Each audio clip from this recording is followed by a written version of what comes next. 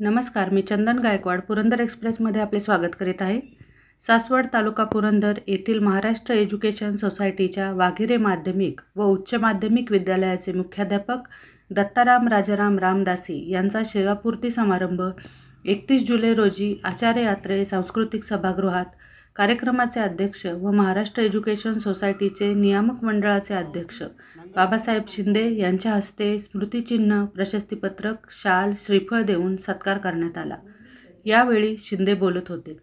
यावेळी पुरंदर हवेलीचे आमदार विजय शिवतारे, शिक्षक माजी आमदार भगवानराव साळुंखे, विश्व हिंदू परिषदेचे केंद्रित सहमंत्री दादा वेदक, भाजपाचे युवा नेते बाबाराजे जाधवराव, शाला समिती महामात्र सुधीर भोसले, ॲडव्होकेट सागर नेवसे, उपमुख्याध्यापक शंतनू सुरवसे, पर्यवेक्षिका अर्चना लडकत, शिवहार लहाने, माजी नगरसेवक सचिन भोंगळे, नंदकुमार सागर, कुंडलिक मेवाणे, सुधाकर जगदाळे, वसंतराव ताकवले, तुकाराम मोळीक, गिरीश जगताप, आनंद जगताप, अमोल जगताप, श्रीकांत देशपांडे, माणिक निंबाळकर, संदीप टिळेकर आदी उपस्थित होते।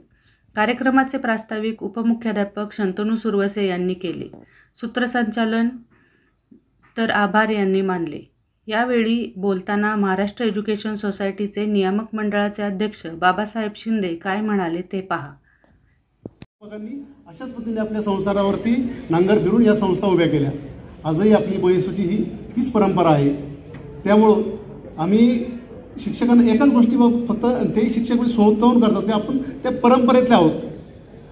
कारण आम्हाला गव्हर्नमेंट आत्ता हल्ली बोलत असेल तसं आम्ही पूर्वीपासून म्हणतो आपल्याला परवडणारं आणि गुणवत्तेचं शिक्षण द्यायचं, अफोर्डेबल एज्युकेशन हे जर द्यायचं असेल तर आम्ही मोठमोठे इमारती जर बांधल्या तर ती मुलांना फी आकारावी लागणार आणि त्या फीचा बोजा म्हणजे विद्यार्थ्यावर येणार।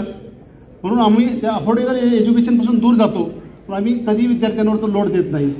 आजही आपली प्राथमिक शाळा जर पाहिली तर पत्र्याची वरून आहे, तरीही ॲडमिशनची म्हणजे तुमच्याकडे साधन सामुग्री किती असली तरी तुमचा शिक्षक वर्ग मुख्य चांगला हवा आहे आणि तो शिक्षक वर्ग आपल्याकडे चांगला आहे। अशा चांगला शिक्षक वर्ग असताना आता ही पूर्वीसारखी परिस्थिती नाही आहे। पूर्वी कसं असतं एका कुटुंबात 4 मुलं, 5 मुलं, 3 मुलं, 6 मुलं, 8 मुलं पण असायची। आता तसं नाही, आता फॅमिली न्यूक्लिअर झाल्यात, छोट्या छोट्या फॅमिली झालेल्या आहेत आणि त्यामुळं पालक शाळेमध्ये काय काय सुविधा आहेत त्यावर। यावेळी पुरंदर हवेलीचे आमदार विजय शिवतारे म्हणाले, अतिशय संवेदनशील आणि लाडके असे मुख्याध्यापक माझे मित्र आदरणीय रामदासी सर यांचा आजचा हा निवृत्ती सोहळा त्या निमित्ताने उपस्थित व्यासपीठावर सर्वच मान्यवर नाव घेतले 5 मिनिटाचं बोलणं। स्वतः रामदासी सर, सौ रामदासी मॅडम आणि अतिशय प्रेमाने त्यांच्यावर प्रेम करणारे इथे उपस्थित असणारे सर्व सासवडकर नागरिक, विद्यार्थी, त्यांचे सहकारी शिक्षक बंधू आणि भगिनी, सरांचं भाषण चालू होतं, मी ऐकत होतो। वातावरण जरा बरंच गोष्ट होईसारखंच होतं। आता हसणं खेळणं काय सभागृहात होत नव्हतं आणि सरांनी सांगितलं 2 गोष्टी। एक तर गोष्ट कविता शिकवताना वातावरण कसं होतं ते, आणि त्याच्यानंतर त्यांनी सांगितले काही शिक्षक असेही आहेत की दिवसभर शिकवतात, घरी जातात, कपडे बदलतात आणि परत शाळेत येतात। सर जरा संशोधन केलं पाहिजे हे का परत येतात। विनोदाचा बाजूला, परंतु 1906 साली स्थापन झालेले विद्यार्थी जरा माहिती घेत होतो। महाराष्ट्र एज्युकेशन सोसायटी सुरू झाली 1860 आणि पुण्याच्या बाहेर प्रथमतः महाराष्ट्र एज्युकेशन सोसायटी आली ती म्हणजे सासवडला 1906 ते अतिशय पुरंदर तालुक्यातील महत्वाची अशी पुढची पिढी घडवण्याचं काम महाराष्ट्र एज्युकेशन सोसायटीने केलं आणि त्यातला मानाचा सगळ्यात मोठा हिरा म्हटलं तर आचार्य प्रल्हाद केशव अत्रे, त्यांनी देखील या शाळेत शिक्षण घेतले. याचबरोबरीने रयत शिक्षण संस्था ग्रामीण भागात काम करत होती. आणि हायस्कूल्स, म्हणजे मी जेव्हा हायस्कूलला होतो 77 साली वगैरे, परिचाला एक हायस्कूल होतं आणि वीर ते पांगारे आणि बांदरवाडी ते हरणी वाले या परिसरातली सगळी मुलं चालत सायकल सुद्धा नव्हते तिथे. आणि म्हणून पहिल्या पिढीचं शिक्षण कुणी दिलं असेल ते ह्या दोन संस्था, महाराष्ट्रातल्या गोरगरीब जनतेला आणि शेतकऱ्यांच्या मुलांना पहिल्या पिढीचं शिक्षण. म्हणजे आई वडील दोघे अशिक्षित होते, सही सुद्धा येत नव्हती. त्याचं कारण हे रयत शिक्षण संस्था होती. गौरव पाटलांनी एवढं मोठं काम केलं म्हणून आमच्यासारखी काय याच्यापेक्षा खूप मोठी मोठी माणसं या संस्थामधून घडली. आणि खऱ्या अर्थाने पिढ्या घडवण्याचं काम संस्थेने केलं. आता संस्था म्हणजे संस्था आहे, निर्जीव अशी संस्था आहे, पण खऱ्या अर्थाने संस्थेला नाव लौकिक कोणी पुढे घडवण्याचं काम कोणी केलं तर या शिक्षण संस्थेत काम करत असणाऱ्या संवेदनशील आणि समर्पित भावनेने काम करणारे शिक्षक. कमी बोलतील पण त्यांचा समर्पण भाव लक्षात येतो. रामदासी सरांचं उदाहरण मला अचानकपणे जानेवारीमध्ये फोन आला, म्हणे बापू आमच्या विद्यार्थ्यांना अजूनपर्यंत पाहिलं नाही, विधान परिषद आणि विधानसभा बघायचे आणि मुंबई बघायची. आता ठीक आहे, मी तर दररोज सकाळ संध्याकाळ मुंबईला जात येतो, पण तालुक्यातले कित्येक लोक असे आहेत की 10 वर्ष मुंबईला जातात आणि शेतकऱ्यांची मुलं असतील तर त्यांना तर संधीच नाही. सरांचं मी कन्सेप्ट इमिडिएट ऍक्सेप्ट केलं आणि खूप 2 दिवस माझ्या मुलांनी केली. विधानसभेत आले, वर विधान परिषदेला गेले, मंत्रालयात गेले, मंत्रालयातील सेक्रेटरी, शिक्षण खात्याचे राज्याचे प्रमुख IAS ऑफिसर मिस्टर देवाल, त्यांना मी फोन केला होता. तर तिथे त्यांनी अक्षरशः मुलांशी सर्वांशी संवाद केला बसून. ग्रामीण भागातील आपल्या मुलांचा कॉन्फिडन्स वाढवण्याचं जे काम होतं ही भावना सरांच्या मनात होती.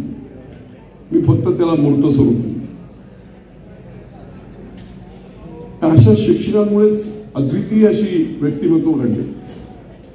निव्वळ पुस्तकीकडे होऊन काहीच फायदा नाही.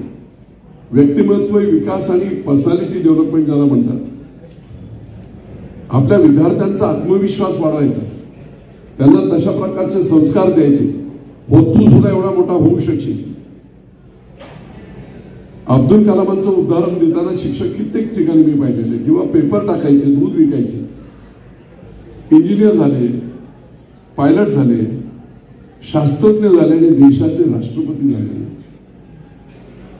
हे जर रामेश्वरमच्या एका शेतकऱ्याचं नावाड्याच्या मुलाला हे नशीब होऊ शकते, तर मग आपल्याला का नाही अशा प्रकारचे संवेदनशील, अशा प्रकारचे जेव्हा संस्कार विद्यार्थ्यांना देतात त्यावेळेस त्यांचा आत्मविश्वास वाढतो आणि त्याच्यातून जादू घडत असतात. नेहमी असं म्हटलं जातं की जगाच्या अडचणी सोडवणारी माणसं नेहमी अडचणीतच जन्म घेतात. दुष्काळी भाग म्हणून दुष्काळ दुष्काळ बोलायचा, आता तो नाहीये, ठीक आहे, पण बुद्धीचा सुकाळ आहे ना.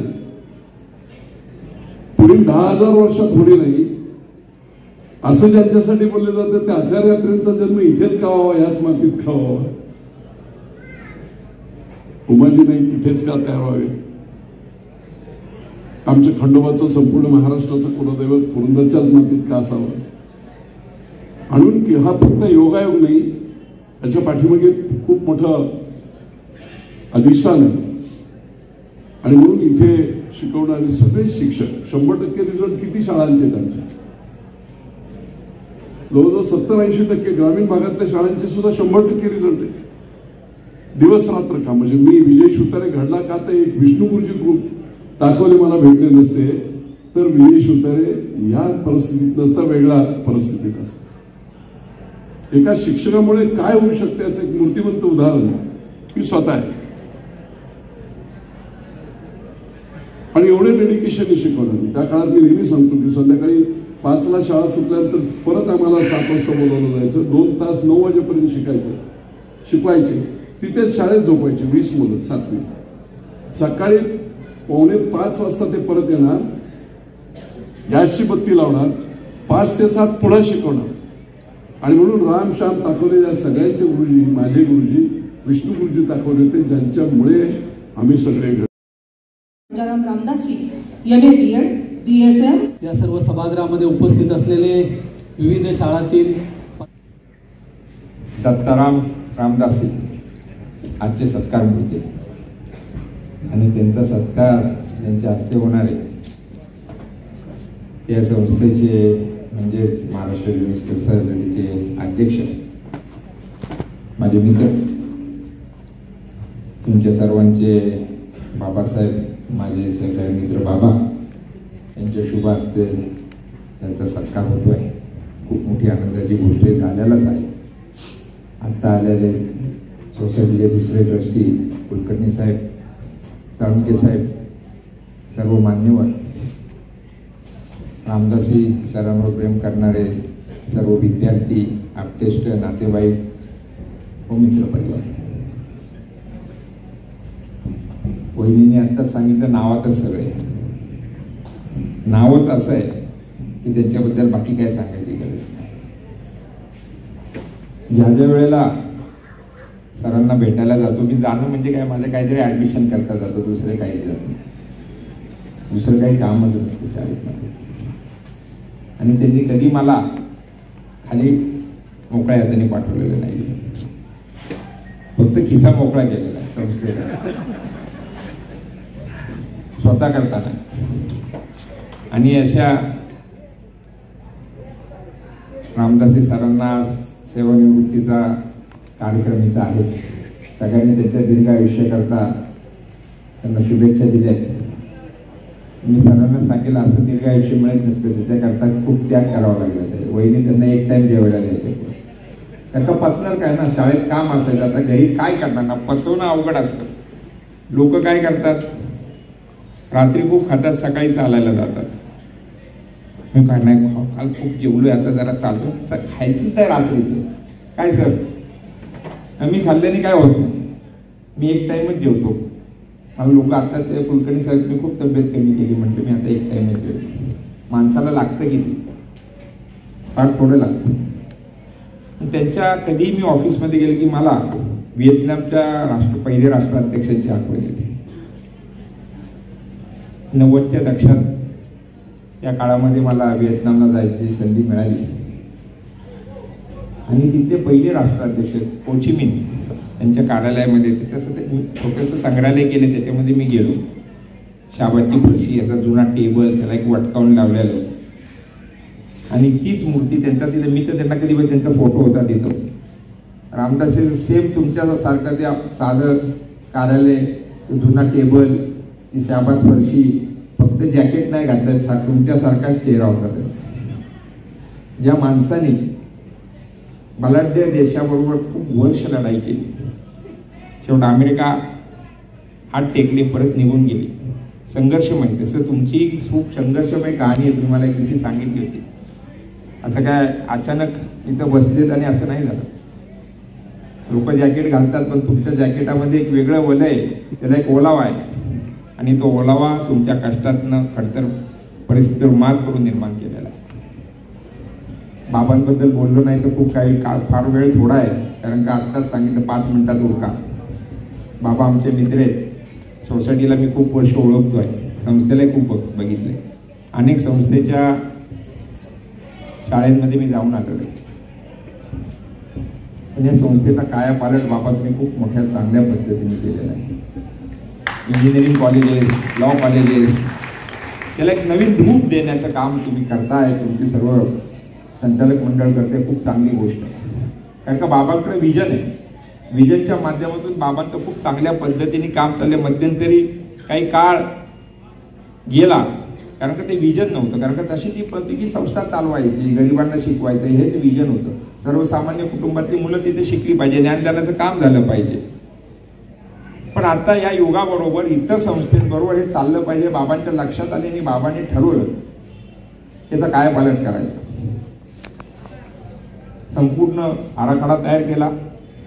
जिथे जिथे आपल्या जमिनी आहेत, अतिक्रमण झाले असतील ते अतिक्रमण काढण्याचा त्यांनी प्रयत्न केला. त्याच्या खूप मोठ्या प्रमाणावर त्यांना यश आलं, अजूनही यायचं आहे. संस्थांचं डागडुजी केली, कायापालट केला, जिथं नवीन इमारती पाहिजे होत्या तिथे इमारती केल्या, नवीन काही कोर्सेस चालू करायच्या होत्या त्या त्यांनी चालू केल्या. खूप आनंद वाटतो की अशी मेहनती माणसं संस्थेवर आल्यावर खरंच संस्थेचा कायापालट होत असतो. उमराणीकर सरांना कधी बघितलं नव्हतं, पण सासवड शहरामध्ये उमराणीकर सरांबद्दल खूप काय ऐकलेलं आहे. या संस्थेकरता, या शाळेकरता खूप काही उमराणीकर सरांनी केलेलं आहे. आणि त्याच पावलावर पाऊल ठेवून रामदासजी सर तुम्ही आज काम केले, सेवानिवृत्त होत आहेत, तुमचं कौतुक करण्याकरता खूप जण इथं आले. संस्थेचे खूप कर्मचारी, शिक्षक, प्राध्यापक इथं आलेले आहेत. मी तुमच्या सर्वांचं सासवड नगरीत स्वागत करतो आणि थांबतो. जय हिंद. विश्व हिंदू परिषद आणि राष्ट्रीय स्वयंसेवक संघ या संघटनांच्या माध्यमातून सरांनी विश्व हिंदू परिषद आणि राष्ट्रीय स्वयंसेवक संघ या संघटनांच्या माध्यमातून सरांनी मोठ्या प्रमाणात सामाजिक कार्य केलेले आहे. त्यांच्या या कार्यातील सहकारी आणि गुरु विश्व हिंदू परिषदेचे केंद्रीय सहमंत्री माननीय श्री दादा वेदक यांना मी आपलं मनोगत व्यक्त करण्यासाठी आमंत्रित करते. च्या पूर्ण नावात राम भरलेलं आहे हे दाखवून दिलं. त्यामुळे समर्थांचा एक श्लोक झाला पाहिजे. जय जय रघुवीर समर्थ, सदा देव काजी झिजे देह जाचा, सदा राम नामे वदे नित्य वाचा, स्वधर्मेची चाले सदा उत्तमाचा, जगी धन्य तो दास सर्वोत्तमाचा. जय जय रघुवीर समर्थ, शुका सारिके पूर्ण वैराग्य ज्यांचे, वशिष्ठा परी ज्ञान योगेश्वराचे, कवी वाल्मिका सारिखा मान्य ऐसा, नमस्कार माझा सद्गुरु रामदासा. जय जय रघुवीर. हात जोडून एक श्लोक म्हणू. गुरुर ब्रह्मा, सगळ्यांनी संकोच करू नका. गुरुर ब्रह्मा गुरुर्विष्णू गुरुर्देव महेश्वरा, गुरुर साक्षात परब्रह्म, तस्मै श्री गुरवे नमः. तस्मै श्री गुरवे नमः. दिवस माझ्यासाठी आणि आम्हा सर्व कुटुंबियांसाठी विशेष, खास आणि भावनिक असा आहे. आणि त्याला कारणही तसंच आहे. महाराष्ट्र आमचे सगळे विसापुरे ही सगळी मंडळी आशीर्वाद शुभेच्छा देण्याकरता आले. इथंच आमच्या रामदासांचं मोठेपण सामावलेलं आहे. या व्यक्तित्वाचे अनेक पैलूंवर सर्वांनीच प्रकाश टाकलेला आहे की ज्याचा आधी काही भर टाकावी असं एकच मुद्दा फक्त बोलणार आहे आणि त्यांच्याकडनं काही अपेक्षा करणार आहे. भाषणाच्या सुरुवातीलाच मी असं म्हणेन की तुम जो हजारो साल हर साल के होती 50 हजार. पण तुम्हाला खूप काम करायचं आहे, खूप तुमच्यासारख्या व्यक्तिमत्वाची गरज आहे आणि त्यामध्ये तुम्ही दीर्घायुषी व्हावं. बहिणीची साथ चांगली आहे, मुलांची साथ चांगली आहे. चिरंजीवाच्या लग्नालाही मी हजर होतो. दोन्ही मुलंही मला चांगली ओळखतात. अतिशय एका अर्थानं म्हणेन इतक्या आनंदी कुटुंबाचा लाभ मिळालेल्या व्यक्ती म्हणजे आमचे दत्ताळावर एवढा आपण या ठिकाणी उल्लेख करू. सदस्य, त्याचबरोबर स्कूल कमिटीचे अध्यक्ष श्रीयुत नेवसे सर, आमचे महामात्र श्रीयुत भोसले सर, माझ्याबरोबर दैनंदिन काम करणारे आणि माझे मित्र श्रीयुत सुरवसे सर आणि पर्यवेक्षिका सौ लडकत मॅडम, आत्ता उपस्थित असलेले परंतु आत्ता खुर्चीवर बसलेले आणि काही संस्थांची जबाबदारी त्यांच्याकडे आहे असे माझ्या मयेसूच्या वेगवेगळ्या शाळेतले मुख्याध्यापक, पदाधिकारी, त्याचबरोबर काही संघटनांचे पदाधिकारी मला समोर दिसत आहेत. या सर्वांचं, त्याचबरोबर माझे शिक्षक, माझे नातेवाईक, विविध गावातील व्यक्ती यांचं सगळ्यांचं मी सुरुवातीला स्वागत करतो आणि माझ्या मनोगताला सुरुवात करतो. खरं तर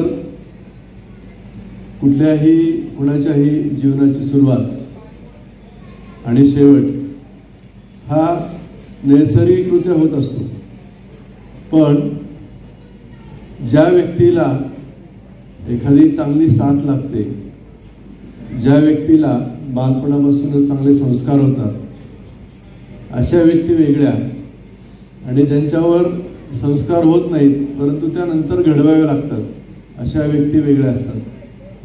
तर मला बालपणापासूनच आत्तापर्यंत बऱ्याच जणांच्या बोलण्यात आलेलं आहे की माझ्या 3 पिढ्यामध्ये